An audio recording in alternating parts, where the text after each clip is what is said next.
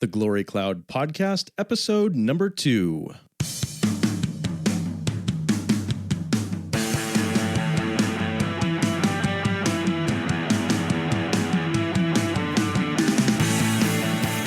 Well, hello everyone, and welcome to another episode of the Glory Cloud Podcast. We have more Christ-centered theology coming to you in just a moment.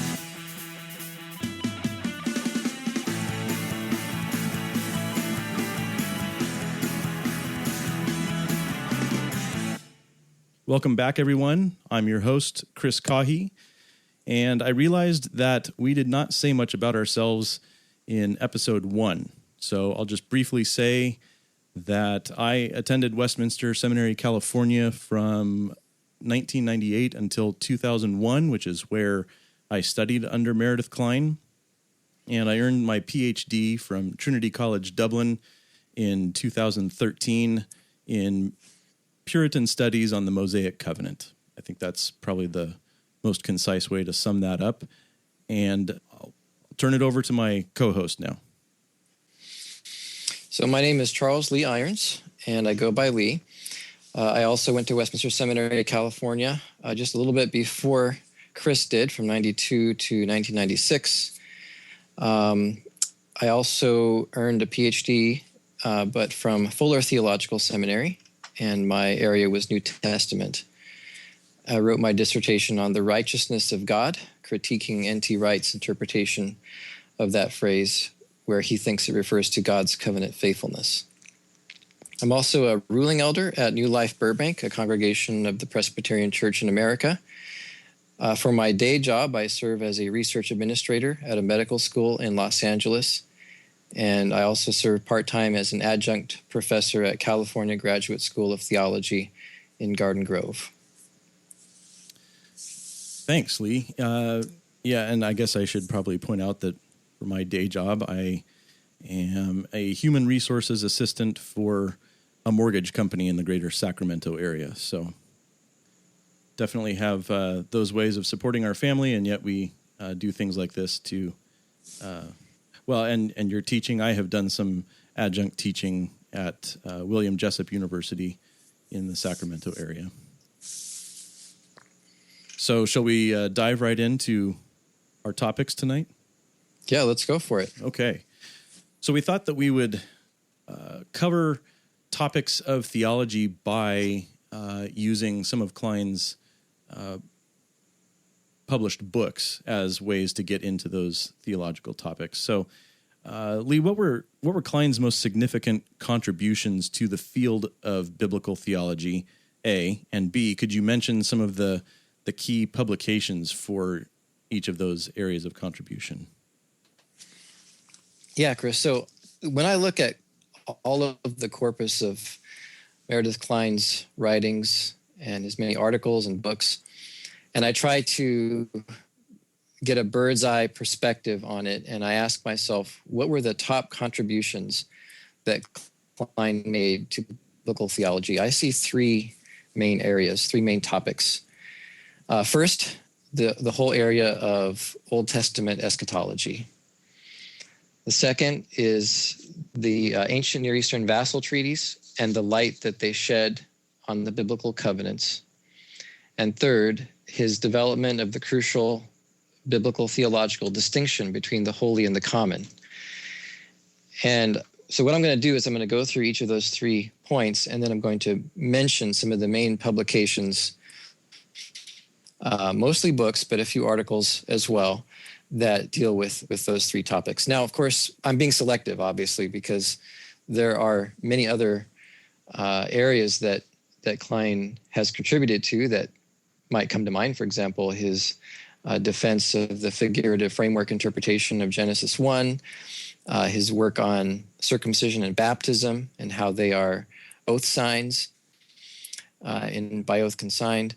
And so there are a number of other topics that could be listed here, but I wanted to hit the 3 of Kline's biggest contributions, the ones that had the most impact, the ones where Kline was the most passionate, and the areas where I think that many of us who have been influenced by Kline would say he had the biggest influence on us. Okay. So let's look first then at Old Testament eschatology. And what we mean by that when we talk about Old Testament eschatology is we're looking at the eschatology that is present in the Old Testament, both protological and typological. So protological eschatology refers to the eschatology that would have occurred if Adam had passed the probation. And typological eschatology refers to the ways in which you see the eschatological consummation intruding into the midst of redemptive history all throughout the Old Testament as signposts leading to the final consummation in Christ. Okay. So let's talk a little bit about some of the writings that Kline, some of the publications where he writes about these issues. First would be Kingdom Prologue. Kingdom Prologue is obviously going to come up again and again in each of these three areas of Kline's biggest contributions. But Kingdom Prologue is the place to go if you want to understand this whole issue of protological eschatology. The terminology that Kline uses for this is found in Kingdom Prologue on pages 96 to 101. And you may have heard of it before. It's megapolis and metapolis. And Chris, do you recall when you first heard those terms in the classroom? I do. We all kind of scratched our heads until he, unpacked that a little bit more. But yeah. How did he unpack that? Well, talking about megapolis being the earthly city that Adam was to be building before the fall, right? Mm-hmm. And metapolis being that I guess what would have become almost the city of God transformed. Mm-hmm. That megapolis transformed into what creation was designed by God to be. Right. Yeah, so just breaking those two words apart, mega and polis, and meta and polis. So mega is the great city, and meta means after. It's the city that comes after the eschatological consummation.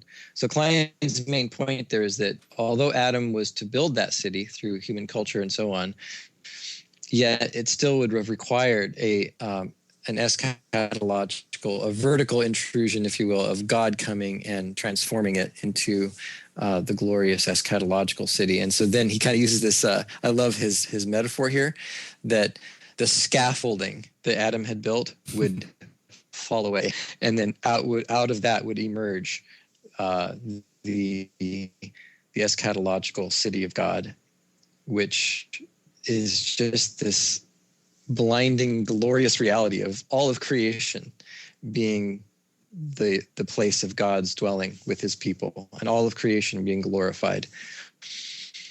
Right. It wouldn't have just been a walled city somewhere over near the Middle East. It would have encompassed all of creation. Exactly. So, yeah, if you want to read more about megapolis and metapolis, and if you're scratching your head, you're not sure what that means, go to Kingdom Prologue 96 to 101, and he explains it all there. So that's protological eschatology. So that what Kline is saying then is that even from the beginning, there was an eschatology. Even before the fall, we tend to think of eschatology as something that has to do with heaven. It has to do with the New Jerusalem. We think of it in redemptive terms. But what Kline is saying is that if Adam had passed the probation, there would have been an eschatological process as well. And the rest of redemption then is God fulfilling that original plan. But he's doing it now through Christ, the second Adam. So that's the protological eschatology. But then Kline moves on from there after the fall to deal with the typological eschatology of the Old Testament. And here he uses this language of intrusion. So a key publication for this is the article he wrote in the Westminster Theological Journal in 1953 called The Intrusion and the Decalogue, which was also republished as a chapter in The Structure of Biblical Authority in 1972. Now here I need to make a quick correction. In the previous episode, I said that the Two Tables of the Covenant, which was published in 1960, was Kline's first publication, but really it was this one here, The Intrusion and the Decalogue. So, Chris, how would you define this idea of the intrusion? What does Kline mean by that? What I understand Kline to mean by the intrusion is that there are principles that we would associate with the consummation or the final judgment that are projected back from that future point back into history at various points. Mm-hmm. And I think that the most common principle that we see is that of judgment, but I think we can see other principles as well. Mm-hmm. Yeah. There's a very helpful quote in that article. I'm going to quote it here from the Structure of Biblical Authority version on page 156. He defines it as this: an intrusion of the power, principles, and reality of the consummation into the period of delay, an actual projection of the heavenly reality. So I think that's a helpful definition of what he means by intrusion. It is. He also expands on that a little bit more in Kingdom Prologue on pages 157 to 158. Okay. We'll have to talk more about that period of delay. I know that's part of what we're planning to discuss. Yeah, what does he mean by that? Well, that gets us right into common grace, but since that protological eschatology, so that since the goal that Adam had before the fall was frustrated from Adam's point of view by his own sin, God is not frustrated by that, and he's going to bring it about by having his own son become the last Adam. And because Christ will be coming into the world, God delays that final judgment, which should have come to Adam and Eve right away in the garden. But instead, he, even as he promises them Christ in Genesis 3:15, in the verses right around Genesis 3:15, he's talking about things that they would share in common with unbelievers. So, family, work, things like that. And so God is, in a sense, giving them a stay of execution in order to make room for Christ to come into the world to do his redemptive work. So during that period of delay where he's not bringing about final judgment, that final judgment still intrudes into human history at various points. Right. What are some examples of where we see that intrusion in the Old Testament? Well, I think almost immediately of the death penalty in the Mosaic Law. I think of even the thunder and lightning and smoke and everything associated with Mount Sinai when God gives the law. There are just so many instances where that principle of final judgment intrudes into Old Testament history. What would be some that come to your mind? I'm thinking of the flood, when God destroys all of humanity except those that are in the ark. I'm thinking of Sodom and Gomorrah, right? Which, we tend to forget this, but the inhabitants of Sodom and Gomorrah were the Canaanites. So the destruction of Sodom and Gomorrah was just a foretaste of the conquest. Okay. When God wiped out the Canaanites through Joshua. So that would be another intrusion too, would be the conquest. Yeah, so these are intrusions of the power, principles, and reality of the consummation into the period of delay. And it's not just negative judgment, it's also the positive too. So even the setting up of the tabernacle and the temple and the holiness of God's kingdom, that's also an intrusion.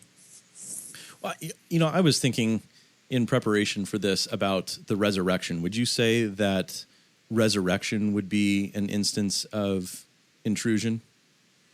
Yeah, absolutely. Although it's not typological, though. That's the only thing. It's not typological. It's something greater. It is the beginnings of the consummation in Christ. He is the first fruits of the resurrection. So, Sure. but yeah, in the sense you're right, because it's happening in this age, in the period of the delay before the final resurrection of all men. And So, even before Christ's resurrection, which really is the most important one, we're getting tastes of it here and there, right? People die, and God uses various people to bring about resurrection. So, yeah. Okay, so another key publication that Kline wrote that deals with the issue of eschatology in the Old Testament is the book Images of the Spirit, which I have here in my hand. It was published in 1980. And this is the book where he talks about the glory cloud, or he sometimes calls it the glory spirit. And so this is the basis for the title of our podcast. And what does Kline say about the glory cloud in this book? What is the glory cloud? the glory cloud is that presence of the Holy Spirit. He ties it even in with the early verses in Genesis chapter 1, the Spirit hovering over the unformed earth. And then we see it hovering over Israel as Israel wanders in the wilderness. And you even mentioned, hopefully, in episode 1, that we see it even in instances in the New Testament, the Mount of Transfiguration and things like that. Right. Now, how does the glory cloud relate to eschatology? Well, you have even before, well, maybe not before, you have even in the creation itself, that presence of the Spirit as the glory cloud. And that same presence, I think we're able to trace through even to new creation as we see those instances that you pointed out in the New Testament. But how would you trace that theme? Yeah, that's exactly right.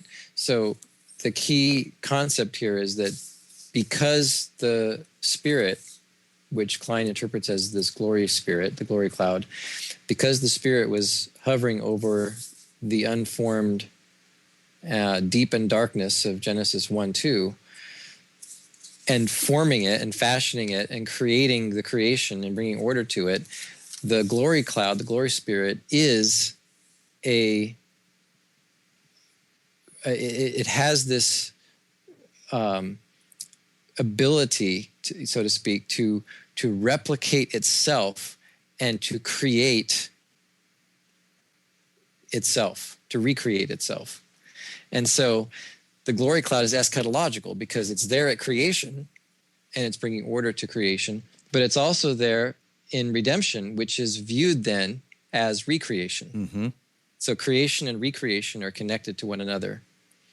So anytime you see the glory cloud, what you're seeing is, here's the protological eschatology that was embedded in creation at the beginning, now unfolding and being brought to pass in an intrusionary way in these various types and shadows in the Old Testament. So the glory cloud is a sign of the consummation. There's a quote here on page 20 of Images of the Spirit. He says, the glory spirit was present at the beginning of creation as a sign of the telos of creation, as the alpha archetype of the Omega Sabbath. That was the goal of creation history. So the presence of the glory cloud at creation is a sign that this is not all there is. There's going to be something greater. There's going to be this progress from megapolis to metapolis, that the creation is going to be consummated. So the presence of the glory cloud throughout the Old Testament then becomes another, the eschatology of the Old Testament, another pointer to the fulfillment of that eschatology in the new creation. Okay. Sort of. And so it's within that context. Go ahead. No, I'll let you finish. Sort of a down payment or an earnest on the reality of the new heavens and new earth. Yeah, exactly. A down payment, that's a very good term for it. So then in this book, Kline also deals with the whole issue of the image of God. What does it mean that man was made in the image of God, or that man is the image of God? And on pages 42 to 46, he gets into his analysis of what that means. He sees three components. There's a functional component of the image of God, which is that God gave man dominion over all of creation as a vice regent under God. There's also an ethical component, that man was made in righteousness and holiness.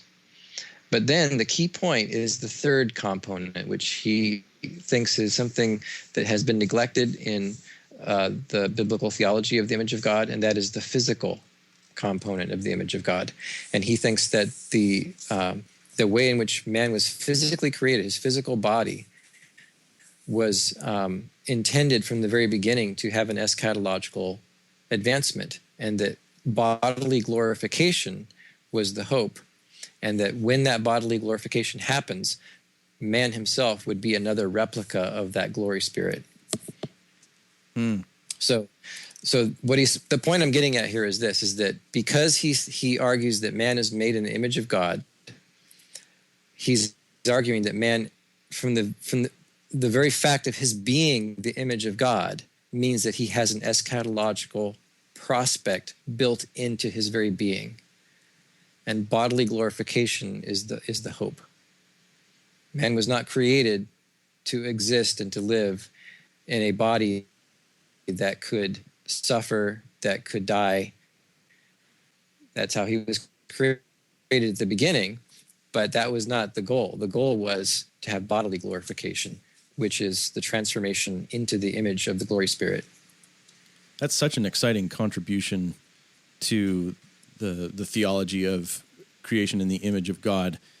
And I remember him saying, maybe not in the book itself, but in class, that if we want to see man's personal eschatology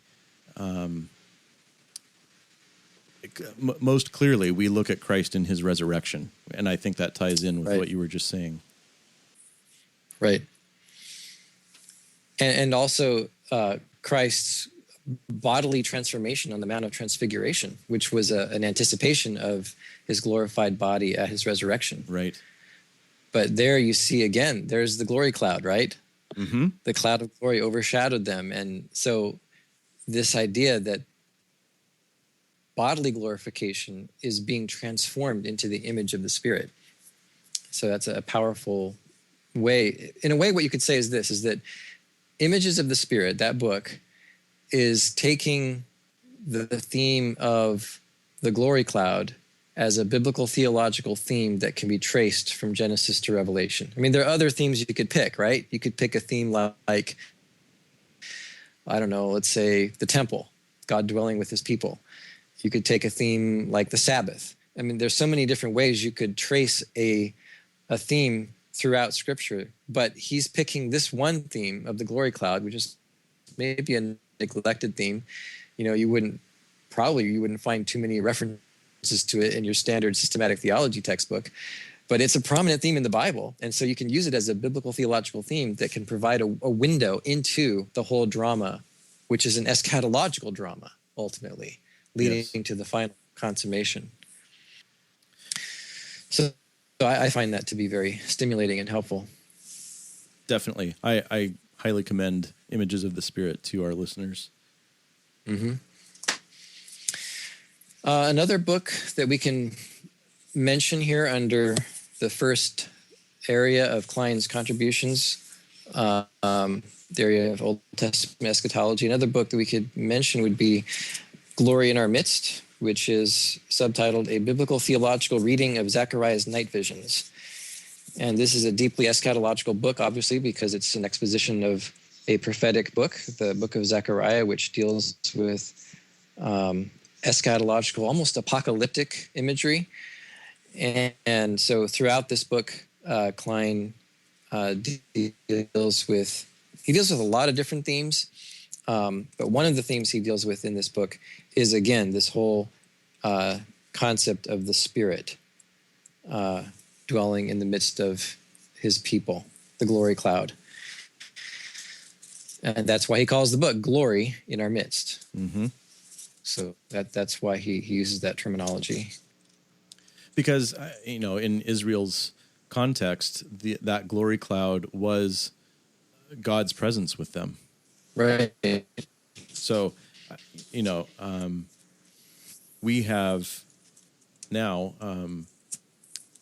God come in the flesh, and so we no longer need a tabernacle. He is the ultimate tabernacle. But I don't know. In a future episode, we will have to talk about what Kline described as endoxation in connection with this glory cloud and the tabernacle and things like that. Yeah, that would be interesting. What does that mean, endoxation?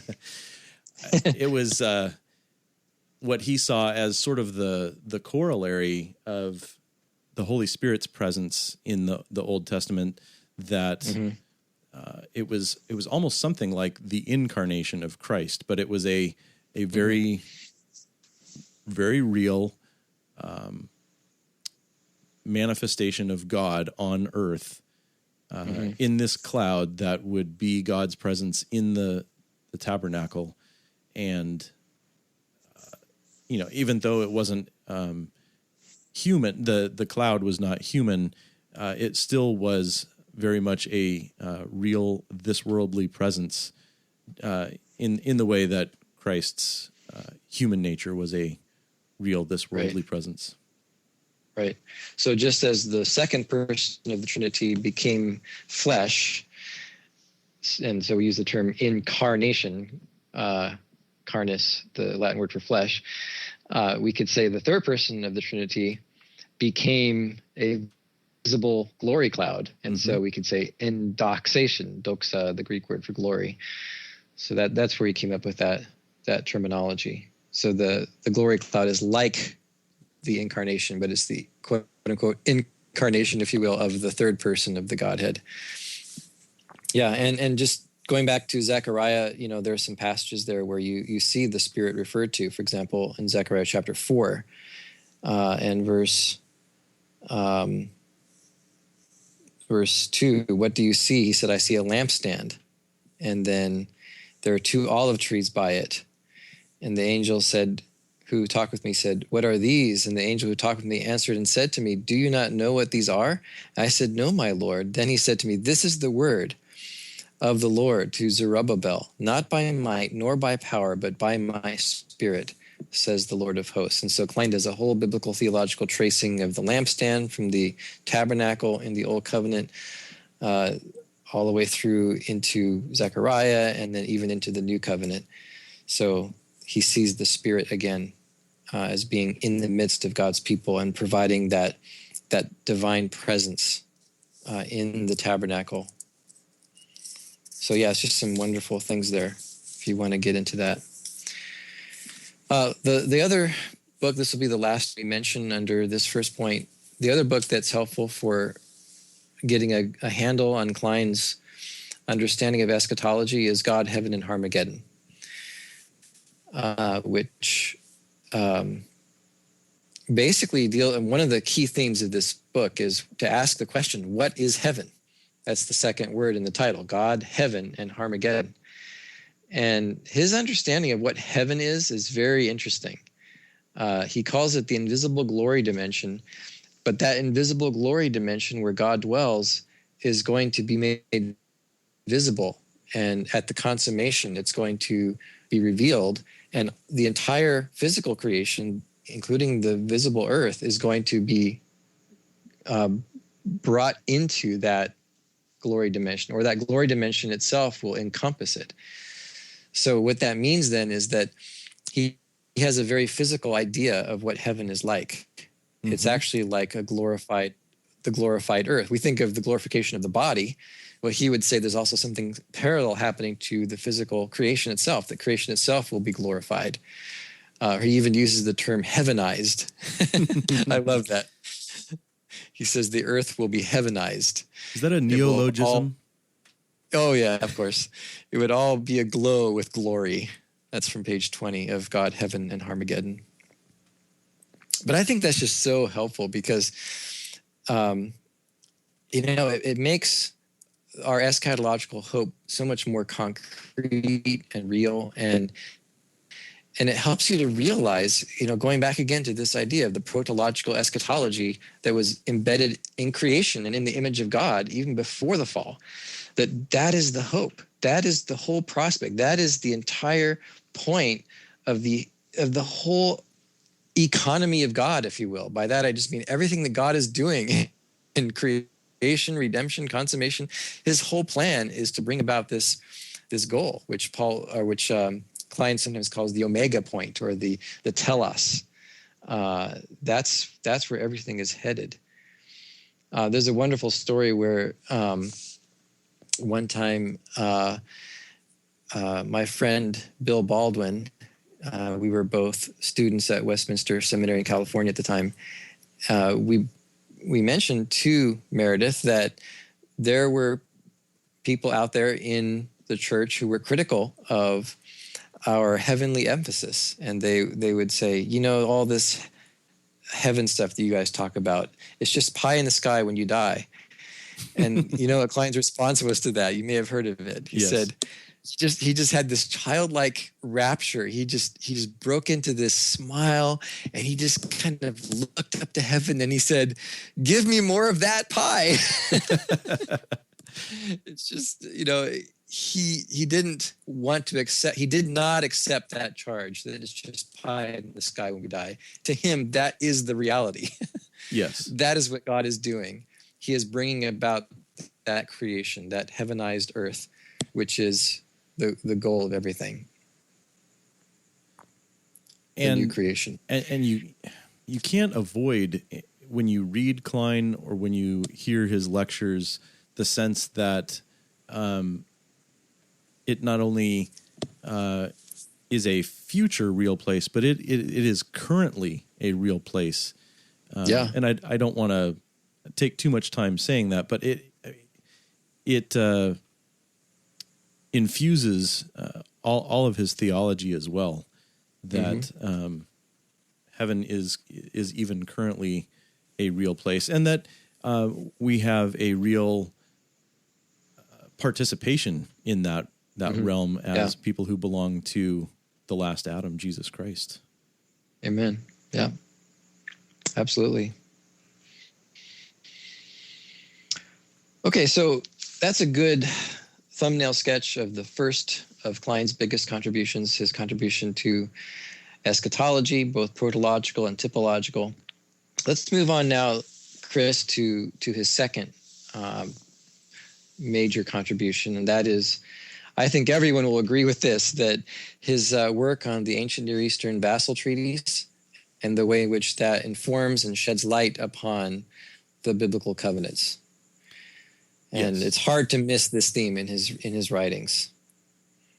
It goes back to his very first book, Treaty of the Great King, which is looking at what he calls the remarkable resemblance between God's covenant with Israel at Sinai and the ancient Near Eastern suzerain-vassal treaties that were discovered in the first part of the 20th century. So for our non-scholarly audience, what is a suzerain-vassal treaty? Good question. So a suzerain-vassal treaty just refers to, so the word suzerain refers to an overlord or a king, a great king. A vassal refers to another king who is subordinate to that great king. He is a vassal king who is under the authority of that king and is owing allegiance to him, is required to raise an army to support him if he's attacked. He has to give him tribute every year, and so on. And so what's interesting is that in the ancient Near Eastern world, we're talking, second millennium, first millennium BC, this was a form that was used, a literary form that was used to create these bonds between a suzerain and a vassal. And we actually have, examples of these covenants. We have the Hittite treaties from the middle of the second millennium. We have the Assyrian treaties, which were a little bit later in the first millennium, and some others as well. And these treaties use a certain structure to them, where you have the preamble, where the great king identifies who he is. And then you have the historical prologue, where the great king talks about the history of his relationship with the vassal, leading to the point of today when the covenant is being made. Then you have stipulations of the covenant where the great king is telling the lesser king, the vassal, here's what you have to do. Here are all the requirements. You have to give me so many thousand talents of silver and gold. You have to make sure that, you don't make treaties with my enemies. And it lists off all the stipulations. And then you have the next section, which is the sanctions of the covenant, the blessings and the curses. If you do these things, and if you are faithful and loyal to me, then you'll be blessed. And if you don't, then may the gods, of course, they're speaking in their polytheistic context, may the gods come and, bring famine to your kingdom, and may your wives be barren, and may your eye be plucked out by ravens, and blah, blah, blah. And then after the sanctions of the covenant, typically you'll have a documentary clause which says, okay, now make a copy of this covenant or this treaty, and one copy will go into the sanctuary of the great king, and the other copy will go in the sanctuary of the vassal king. So Kline sees this pattern repeated throughout the Bible. He sees it in broad ways. He sees it in small ways. He sees it, for example, in the Decalogue itself. He sees it in the book of Deuteronomy as a whole. So Treaty of the Great King, his first book, is subtitled The Covenant Structure of Deuteronomy. And he argues that the whole book of Deuteronomy can be outlined following that structure. Does that help? Yes, it does. And I think he would even say that God's use of those common forms of treaty that we would find in the ancient Near East might be something analogous to using Hebrew to reveal himself to his people, right? That they were existing things in the world, and that he chose to make use of those in his administration of his covenants. Yeah. Yeah, sometimes people get a little bit uncomfortable with this idea because it sounds like, why would God take this pagan treaty concept and then use it to reveal his covenant? Mm-hmm. And so it makes people a little bit uncomfortable, but you have to keep in mind a couple of things. One is that in using that, he's not endorsing all of the bad theology of paganism. I mean, for example, all this reference to the gods, plural, that's removed so that in the biblical covenants, it's only Yahweh. And instead of having one copy go into one sanctuary, the other copy go into another sanctuary, both copies are put in the Ark of the Covenant. So that's one thing, is there's a cleansing of the heathen ideas and the idolatry and so on. But another point, too, to keep in mind that Kline would argue that this concept of the lordship of the great king and the subservience of the lesser king, it really is a trace of a memory going back to creation itself, because Adam was a vassal king and God, the creator, was the great king. And then Adam, of course, had dominion over creation. So he was, in a sense, a king to those that are under him. So this idea of suzerain and vassals and so on, it was embedded in creation. And so even after the fall, this memory of the covenant concept continued to be carried on, even in the ungodly line of the Canaanites. Right. And even though it got mixed up with all kinds of confusions and bad theology and idolatry, nevertheless, there was still this historical memory of the original covenant that God made with Adam in the garden. And so it's not surprising then that you would find these garbled reproductions of that covenant concept even in pagan society. So for God then to borrow it back, if you will, is really not borrowing something from a foreign source, but rather reclaiming the truth that was already revealed at creation. Sure, because God did it first. Right. So in that book, The Structure of Biblical Authority, it was his first book, published in 1963. As I mentioned, he uses the outline of the vassal treaty to provide the structure for the book of Deuteronomy.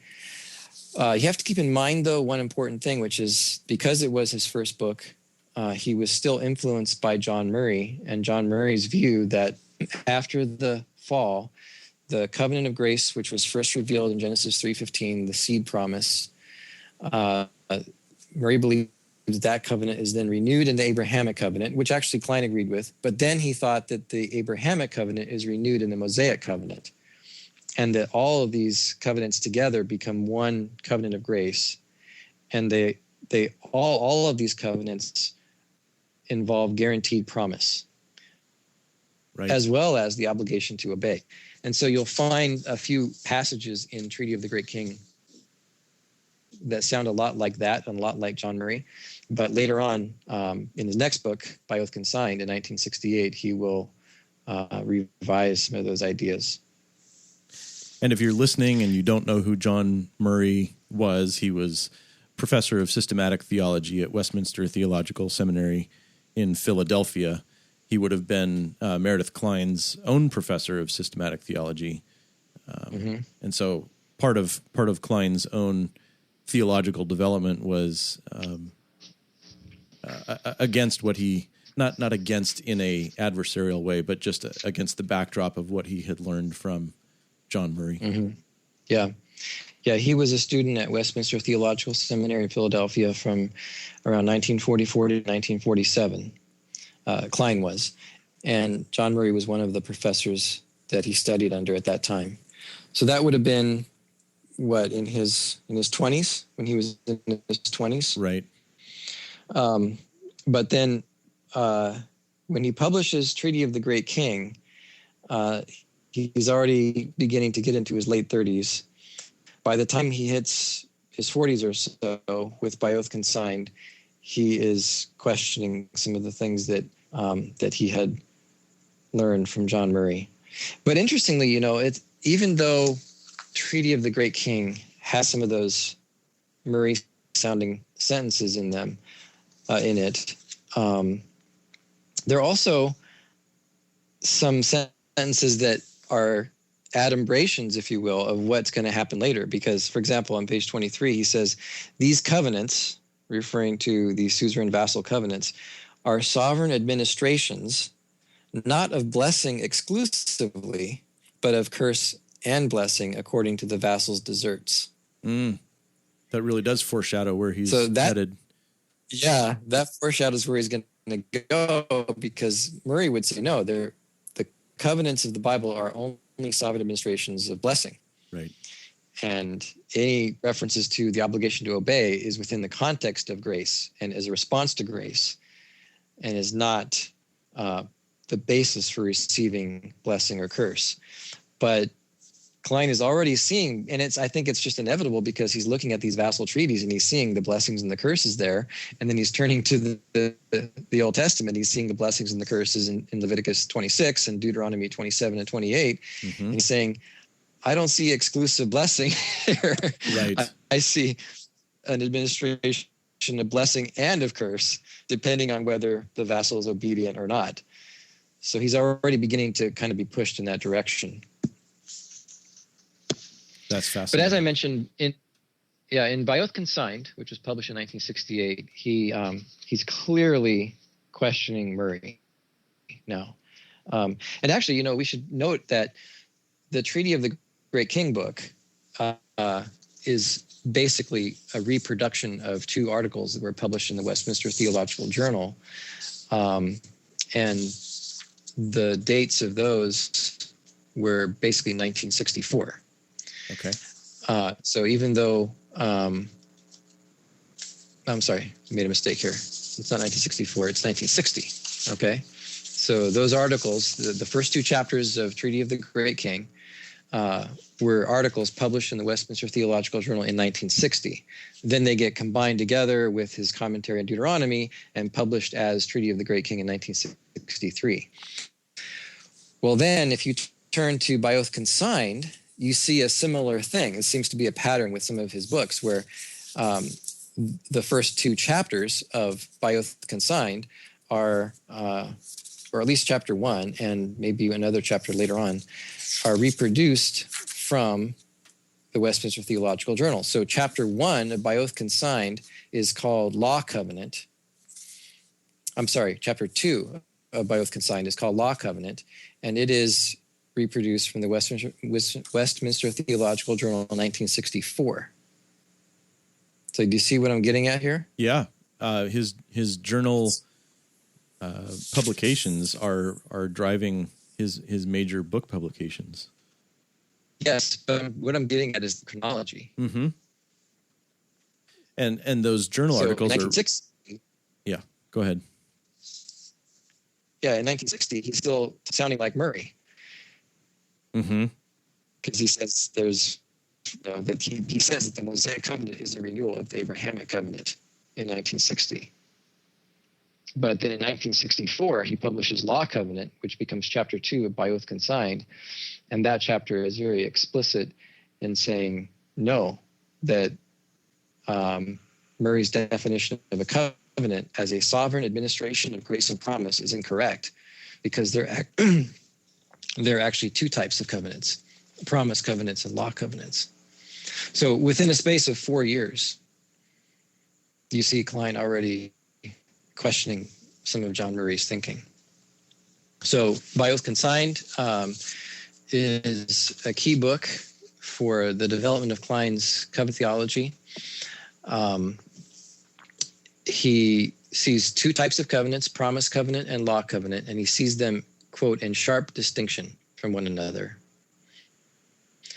And so he's going to revise Murray's definition. Murray's definition of a covenant as a sovereign administration of grace and promise means that all covenants, at least biblical covenants, by definition, are covenants of grace. Right. So that means he has no category in his mind for a covenant of works. Now, he did acknowledge that the pre-fall judgment was some sort of a covenant, but he was reluctant to call it a covenant of works. He preferred to call it the Adamic administration. And you can see why, because if you define a covenant as a sovereign administration of grace and promise, then it doesn't fit with the pre-fall covenant with Adam. So because he's defined covenant as a covenant of grace, by definition, therefore, whatever you have in the pre-fall situation, it's not really a covenant. So there were times where he used the covenant, but he preferred to call it the administration, the Adamic administration. And then that also meant that when you come to the Mosaic covenant, you can't see that in any way as containing a works principle. You have to see it as simply a sovereign administration of grace and promise. Mm-hmm. And so when you're confronted with the question, well, what do you do with all these blessings and curses? And what do you do with all this law and all this obligation to obey? His answer to that is, well, that's no different in principle from the requirement given to Abraham in the Abrahamic covenant to walk before me and be perfect. And so it's just simply the response to God's grace.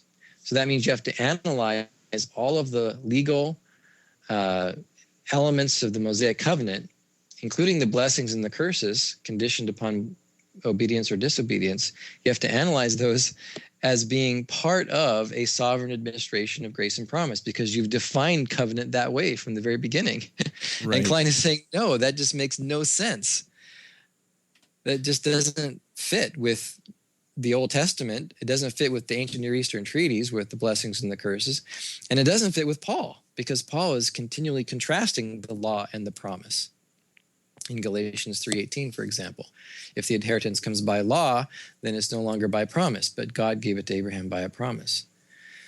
So he's clearly then breaking with Murray within the space of 4 years and saying Murray's definition of a covenant is too restrictive, and it does not allow you to see that there are actually two types of covenant in the Bible: covenants of promise and covenants of law. Mm-hmm. And I know that in By Oath Consigned, he really wanted to make, or to see, I should say, law covenants as being, how would you put it, sort of the template, the groundwork upon which everything else was built. And he ends up revising that way of mm-hmm. analyzing covenants. Yeah. So because By Oath Consigned is his first foray into covenant theology in this new post-Murray phase, there are some formulations in By Oath Consigned that he would later want to revise. I remember as a student, a lot of the students kept asking him, why don't you have By Oath Consigned republished? Why is it out of print? And he kept saying, well, I still stand by the chapters on circumcision and baptism, but the first 2 chapters on covenant theology, I've revised a few things in there, and I want to word things differently. So I'm not comfortable having By Oath Consigned out there in publication and circulation. Right. I still encourage people to read it because it's such a helpful summary of his covenant theology, especially law and gospel, promise and law. But you just have to be aware that you might come across a few sentences here and there. He's saying something a little bit different from the way he puts it in Kingdom Prologue. For example, you just mentioned that because he sees the law covenant as foundational to the covenant of grace, he ends up interpreting even the covenant of grace and even the new covenant as a species of law covenant. Right. And later on, the way he would want to change that is to say, no, what we really want to see is 3 different covenants. There's the covenant of works with Adam in the garden. There is the covenant of grace, but then there's also this 3rd covenant, which is the eternal covenant between the Father and the Son, which is a covenant of works. So there's 2 covenants of works, the covenant of works with Adam and the covenant of works with Christ as the second Adam. Those are the 2 law covenants. And then the covenant of grace is the outworking of the covenant of works with the Son in terms of the historical application of it and in terms of the covenant community being a part of the covenant of grace. So he's going to revise things in Kingdom Prologue. So just be aware of that and don't take By Oath Consigned as the final word. But you still get the basic point, which is that he's breaking with Murray on Murray's definition of a covenant. Mm-hmm. And now he sees 2 types of covenants in the Bible. And the articulation of that sharp contrast between the principles of law and gospel. Right. Yeah, exactly. So it's still a helpful book. I still encourage people to read it. Absolutely. I believe it's available too in an HTML version of it on the meredithkline.com website. So if you want to go, you can read it. All right, so then we have to mention, of course, Kingdom Prologue, which we've already mentioned. Kingdom Prologue is really the key place to go to understand Kline's application of the ancient Near Eastern treaties to the biblical covenants and the development of covenant theology that flows out of that flowers from it. If you want to know, I've mentioned Treaty of the Great King and By Oath Consigned, but there's some things in there that were revised. But if you want to go to the pure final version of Kline's thinking about the covenants, you've got to go to Kingdom Prologue, as well as God, Heaven, and Har Magedon. He does mention it there too. In fact, he considers that book as a primer of covenant theology. But you can't avoid Kingdom Prologue. Kingdom Prologue is his magnum opus. This book began as lecture notes for classes that he taught on Old Testament biblical theology, and it just sort of grew and evolved, and more material was added to it. So this is a book that grew over decades of his ministry and teaching. I think the earliest version of it was 1981. It was published various times in the 90s. There was also a version published in 2000 by 2H Press, but the final version is 2006, published by Whiff and Stock. Were there, just a quick aside here, one thing that sorry, I was just curious whether there were any substantial revisions between the 2002 Age Press publication and the 2006 Whiff and Stock publication. I don't think that there were substantial revisions. Okay. But there were revisions, and it'd be interesting to compare those. Mm-hmm. I haven't taken the time to carefully look at those, but I would not say they were substantial. Okay. So one thing that people get tripped up about is, what does that title mean, Kingdom Prologue? And so basically what he's doing is he's using that ancient Near Eastern treaty again. So remember, you've got the preamble, the historical prologue, the stipulations, the sanctions, and the documentary clause. So he's basically looking at that second element, the historical prologue, mm-hmm. and he's saying that in a way, you could view the book of Genesis, because Kingdom Prologue is really focused on the book of Genesis. You could look at the book of Genesis as the historical prologue to the entire Bible. So it's called Kingdom Prologue because that's how he's viewing. He's saying Genesis is the prologue to the kingdom of God. Okay. And then you could say his last book, God, Heaven, and Har Magedon, he even mentions this in the preface. You could say, if you wanted to, you could say that book is either Kingdom Come or Kingdom Consummated. Right. So if Kingdom Prologue is the prologue, then this other book is about, well, what happened after that? What happened throughout the whole story from Exodus to Revelation? Because of his interest in God, Heaven, and Har Magedon and his focus on heaven? Right. Okay. Yeah. And because he traces the whole theme of the Antichrist crisis and the Parousia as a recurring theme that happens throughout the Bible until you get the final version of it at the end in the book of Revelation. Okay. So if you want to really get a hold of Kline's covenant theology, you've got to read Kingdom Prologue. But then you're asking, well, where do I go in that book? There's so much in there. I would go to a couple of places. Probably the simplest and easiest place to go would be pages 138 to 142. It's only, 4 or 5 pages long? To me, that section is the clearest summary of Kline's covenant theology. And he goes through those covenants I was just talking about, the covenant of works with Adam, the covenant of works with the second Adam, and the covenant of grace. And he explains how those 3 covenants all relate to each other. Another key place you could go if you want to dig in even deeper is in part 2 of Kingdom Prologue and chapter 3 of part 2. That whole section is basically his exposition of the Abrahamic covenant. It's pages 292 to 355. So it's a sizable chunk there. It's, 60 plus pages. But it's basically his exposition of what is the Abrahamic covenant. And in a way, you could really argue that the Abrahamic covenant is the key to the whole Bible. It is the engine that drives the whole Bible. Because the Abrahamic covenant, it looks back to the Adamic covenant before the fall, and it picks up the lost eschatology that was seemingly forfeited because of Adam's sin. And so the Abrahamic covenant is saying, no, God hasn't forgotten about this plan of bringing in this kingdom of God that's going to be global and engulf all of creation, this new creation. He hasn't forgotten about that, but he's going to bring it to pass through a redemptive plan. And so looking ahead then to the rest of the Bible, you see how the Abrahamic covenant is the fulfillment of that plan to bring about the kingdom that was originally offered to Adam in the garden. But then it happens in 2 stages.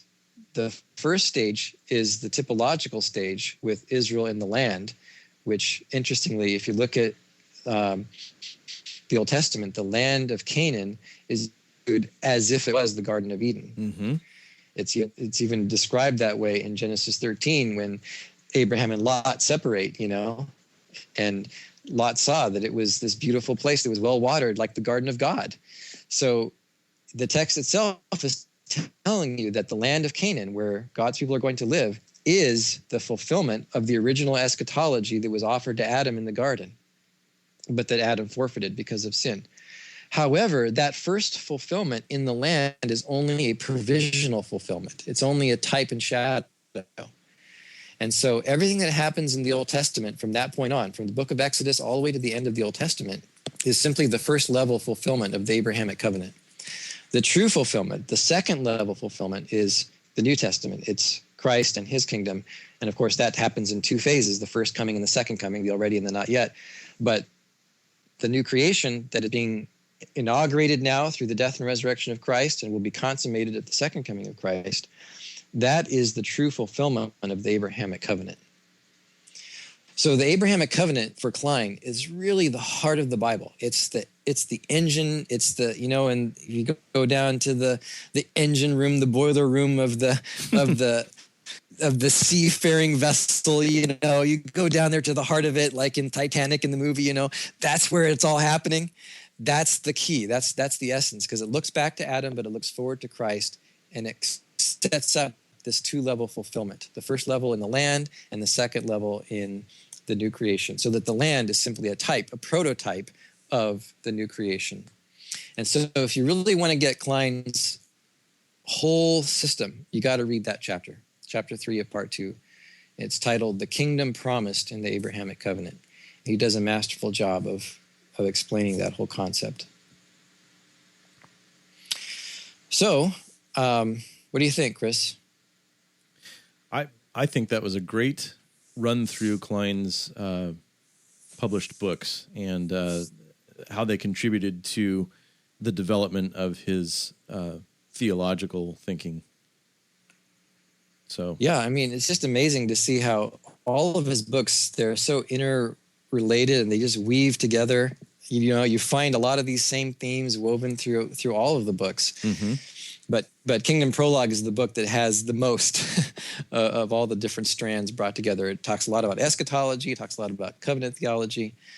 And so, yeah, that's really the key book to read. And it gives you the most authoritative presentation of his thinking. Yeah, he would always refer people to Kingdom Prologue. Of course, God, Heaven, and Har Magedon hadn't been published when he was still actively teaching, at least right. in an academic setting. But I would strongly encourage anyone who wants to read Kingdom Prologue and has never done it before to listen to the Pentateuch lectures that are on YouTube as you do it, because he really mm-hmm. is helpful as he mm-hmm. reads through the book with you. Right. Yeah, it's like having a book club or something, Yes. So yeah, it's great, and he's just right there explaining it to you in more simple terms. Yeah, so definitely go to YouTube and just type in Meredith Kline's lectures, and you'll find them. So we've covered the first two areas where Kline made his biggest contribution to biblical theology. One is Old Testament eschatology. Two is the ancient Near Eastern vassal treaties, as they shed light on the covenants of the Bible. But then the third point is, I believe, his development of the crucial biblical theological distinction between the holy and the common, or you could say between theocracy and common grace. So the holy is the same as theocracy, and the common is the same as common grace. And the place that I would go to start, if you want to get into this, is Kingdom Prologue, pages 155 to 160, which is about the holy and the common. This whole area of his theology is very important because it deals with this concept of what is a theocracy. And this is something that we mentioned in the previous episode, where, for example, someone like Greg Bahnsen, as a theonomist, would interpret the Israelite kingdom as a combination of church and state. And Kline would say, no, it's not. Theocracy is something sui generis. And he explains that on pages 49 to 51 of Kingdom Prologue, where it's a separate thing. It's a bounded terrestrial territory set within a temporary world order that is regulated by the terms of the covenant of common grace. That's from page 351 of Kingdom Prologue. But it's a bounded terrestrial territory set within the context of common grace. So you can't really understand theocracy without understanding common grace, because common grace is the structure around it. It's the non-holy, it's the common. The theocracy is the holy realm. It's the place where God is dwelling in the midst of his people. And it's not just the temple, it's the whole land. The whole land is set apart as holy unto God. And so you've got to understand this idea of theocracy, but you can't understand it unless you understand the concept of common grace as the setting, or the backdrop for the theocracy.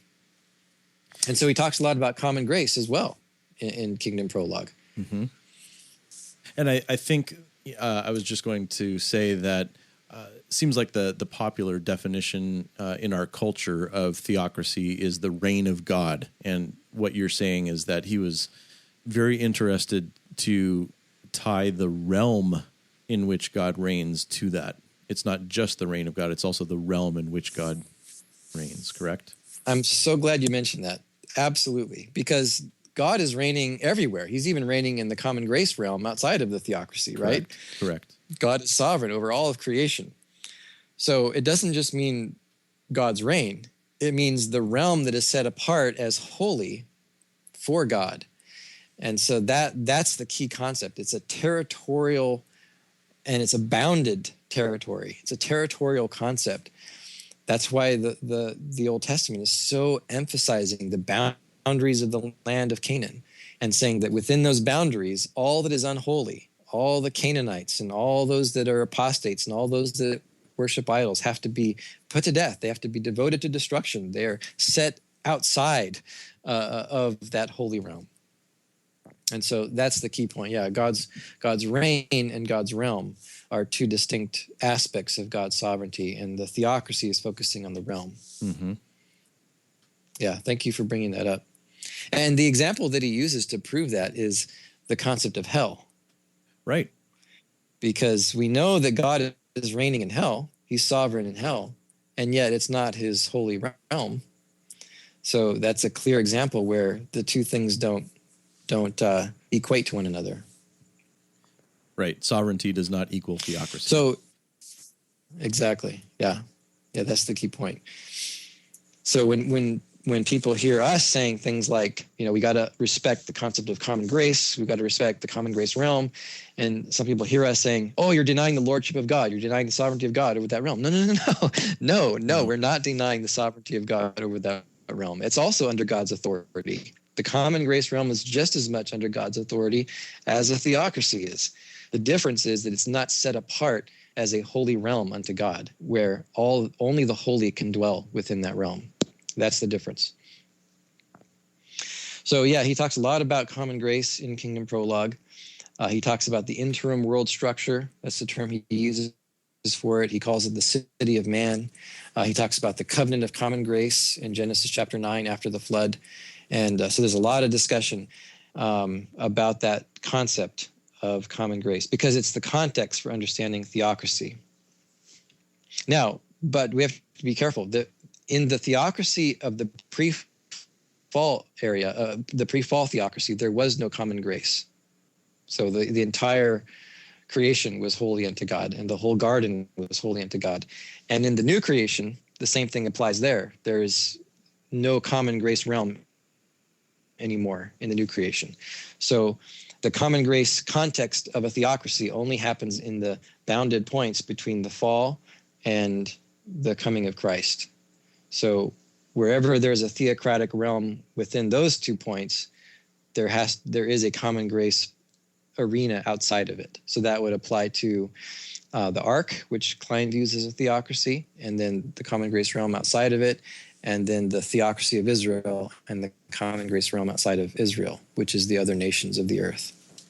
Now, I know that we talked briefly about common grace at the beginning of this episode, but could you distill the definition of common grace for our listeners? Okay, yeah. Common grace, it's simply common as opposed to special. So special grace is the grace that God shows to his chosen people, to the elect. It's the grace that brings us to saving faith in Christ. It's the grace that forgives our sins. It's the grace that leads us to heaven. Common grace is the grace that God shows to both the righteous and the wicked without distinguishing. So, Matthew 5, Jesus says, God sends his rain on the just and the unjust, and the sun shines upon the just and the unjust. And in Genesis 9, when God establishes the covenant of common grace, it's with all creation. It's with every creature upon the earth. It's not just with Noah and the godly line that goes from Noah down to Abraham. No, it's everyone, including those that are outside of the covenant.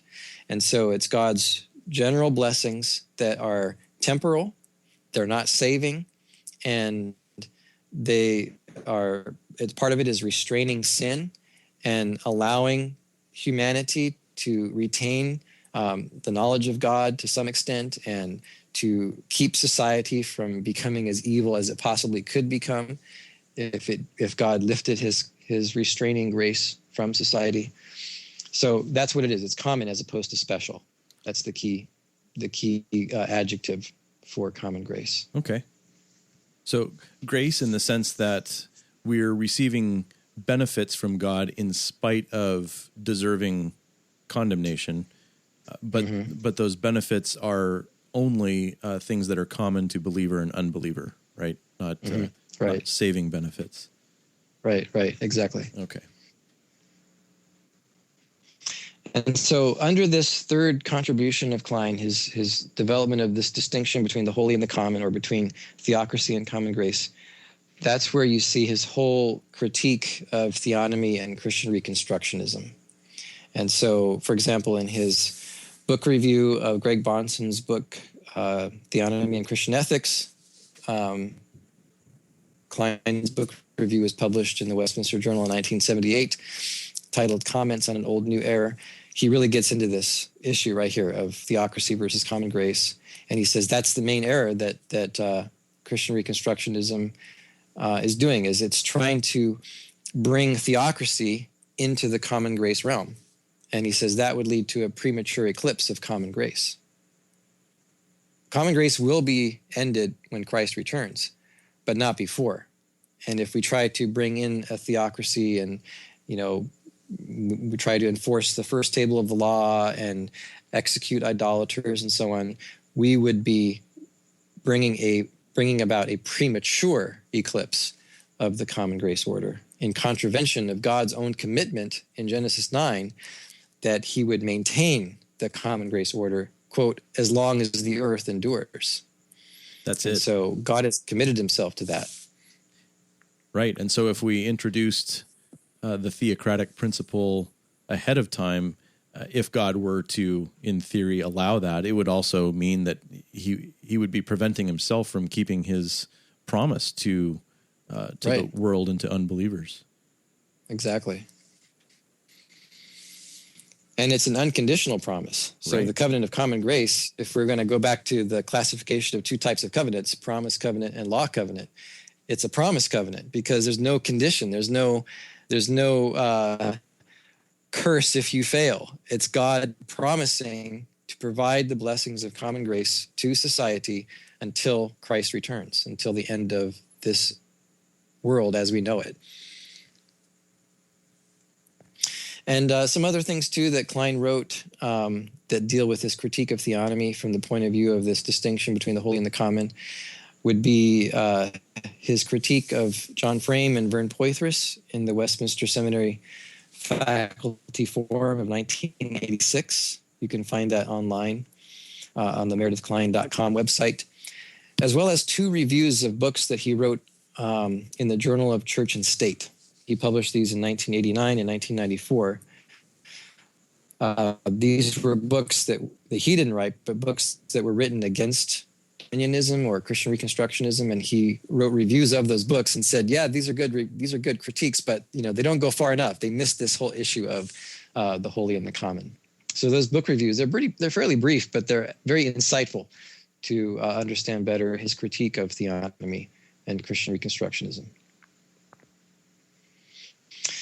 So, Chris, those are the three things that I see that Kline has given us: eschatology, covenant theology, and the holy and the common. And to me, those are his biggest contributions, the place where he made the biggest impact, the place where he was the most innovative and had something really distinctive to contribute to biblical theology, to systematic theology, and to the church. And so those are the things that really drive his theology. Those are the real core themes and emphases of his writings. And in these first three episodes, we're really trying to get just a high-level overview of things. I think that these three topics that you've led us through, Lee, are so important. We're going to have to spend future episodes focusing on each one at various points and in different ways. But, as you were talking about the common grace one, I was just thinking that Kline does so much with the doctrine of common grace as he understands it. I mean, it allows him to do what I might call a systematic theology of the family, a systematic theology of the state, of different things, even as he's tracing God's unfolding plan throughout history. Yeah, absolutely. And it's very relevant and very practical for us as Christian. Yes. To know, how do we interact with the world around us? How do we interact with culture and society and politics and all these issues? Yeah. There's a reason why he subtitled Kingdom Prologue Genesis Foundations for a Covenantal Worldview. I mean, it really does, I think, provide a great deal of help in understanding the world around us and what we should and should not be doing in this world. Amen. So, yeah, I find those sections of his book of Kingdom Prologue very, very helpful. Yeah, absolutely. Okay, well, we're almost 20 minutes past an hour on this podcast episode, but Lee, do you want to tell people where they can find you online? Sure. Yeah, I have a website called the Upper Register. It's www.upper-register.com, and I have a number of papers there dealing with some aspects of Kline's theology, covenant theology, and so on, as well as some excerpts from his books. I took a few sections from Kingdom Prologue and just made them into self-standing sections, such as his critique of dispensationalism, his chapter on this whole idea of the two Adams, the covenant of works with the first Adam and the covenant of works with the second Adam. So there's a lot of materials there that you can find that will be helpful, as well as some MP3s of some Sunday school lessons and various lectures that I've given explaining Kline's theology. Good. And I encourage our listeners to go and check those things out, read the articles, listen to the MP3s. Lee is a very clear communicator on these things and has helpfully brought Kline to an audience that has not been to Westminster Seminary, California, or Gordon Conwell. I don't yet have an online presence. I'm working on building a website, but of course, this podcast is hosted at meredithkline.com. There's plenty of helpful things to find there as well. Yes, that's an excellent website, and kudos to Andrew Moody for putting that website together. It's a fantastic resource. There's some bibliographical information there. There's a list of all of his writings and publications. There are links. Many of the articles that he's written are available there. Not all, but many of them are available for free. And so it's a great website, a good resource to go to if you want to immerse yourself in these things. All right. On that note, I think we will go ahead and wrap it up.